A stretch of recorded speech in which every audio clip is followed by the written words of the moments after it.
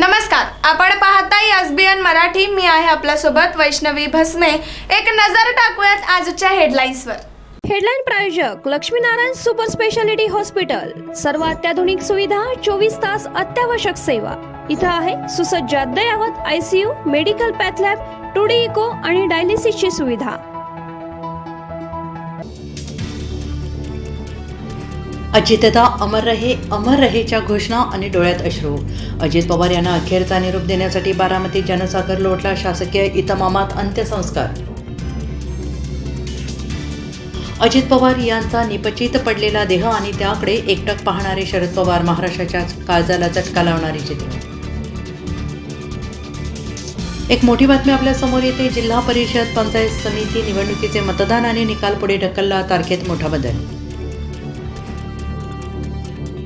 आता सत्य बोलणं गरजेचं. 12 डिसेंबरला 2 राष्ट्रवादी एकत्र येण्याचं गिफ्ट पवार साहेबांना देण्याचं अजित पवारांच्या मनात होतं. महापालिका निवडणुकीनंतर एकत्र येऊ असं अजित पवार म्हणाले होते. आता त्या दृष्टीनं आमची वाटचाल होईल. शशिकांत शिंदे यांचं सूचक वक्तव्य.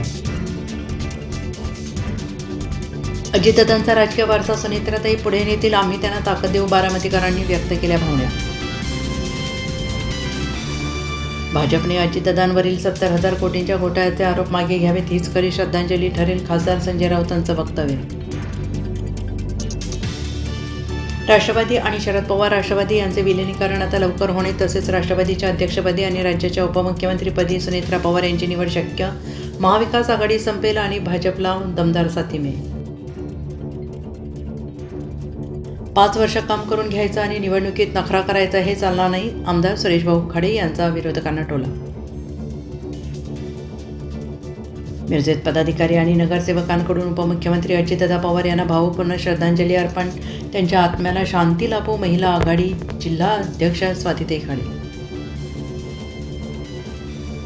अजितदादांच्या निधनाने झडपी निवडणूक प्रचाराचा पॅटर्न बदलला. वाद्य फटाके नको, घरोघरी जाऊन हात जोडा. हेडलाईन प्रायोजक लक्ष्मीनारायण सुपर स्पेशालिटी हॉस्पिटल. सर्व अत्याधुनिक सुविधा, 24 तास अत्यावश्यक सेवा. इथं आहे सुसज्ज अद्ययावत ICU, medical path lab, 2D echo आणि डायलिसिसची सुविधा.